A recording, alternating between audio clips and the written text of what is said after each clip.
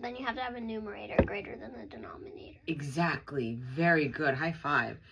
Do you know why you were able to solve this so well? Here, I ask Amelia to reflect on her actual thinking process. And this is really important because we want her to recognize her own skills. By understanding what she's actually good at, this is how we build her confidence. And this is also giving her positive feedback in real time. I can visually think through the problem. I don't have to draw a picture. I don't have to write stuff down. I can think it through in my head. Mm-hmm. Kids love showing off that they did their work mentally.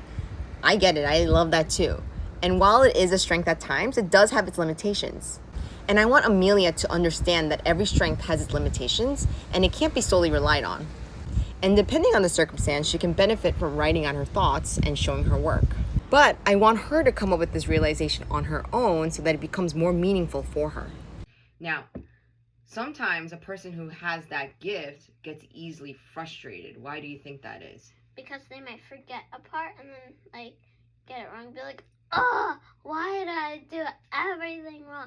Because they didn't because they did the steps right, they might have just forgotten something. Yeah. So what are 2 pieces of advice you would give to that person if they felt frustrated with that skill, that talent that they have? Here I ask Amelia to develop her own 2 strategies for her own limitations. While I could provide them, it's much more meaningful when a student develops them on their own. This way it builds upon her own foundation and it makes it much more insightful and meaningful for her. Maybe if it's a really hard problem, that has several steps to do it on paper, because you could forget to do something. It's if it's a 7-step problem, but if it's a short problem and it's only a few steps, then you could do it in your head, because then there's not much to forget. Yeah. What's another piece of advice you could give that person? To if they get it wrong, to think of another strategy. Yeah.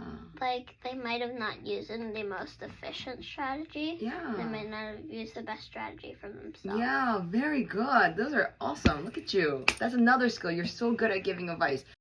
I love the second strategy that Amelia comes up with here on her own. It's really about her creating her own emotional safety for her. Basically, she's saying it's okay to make mistakes, and if it does, it's okay. We're going to adapt and pivot. It's no big deal.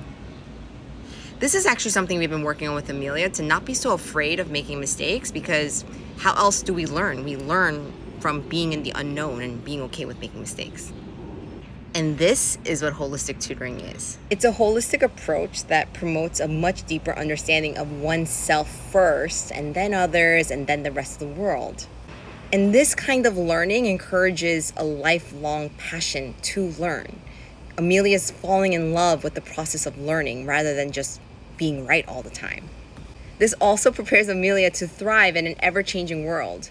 She's never going to get the same exact math problem, school problem, or even life circumstances. They're always going to change. But what's going to stand true is Amelia's confidence with herself, what she's good at, and also awareness of what her limitations are. Oh my goodness. Is the world ready for you, Amelia? No. They are not. Why are they not ready for you? Because I'm me. Yeah, you are.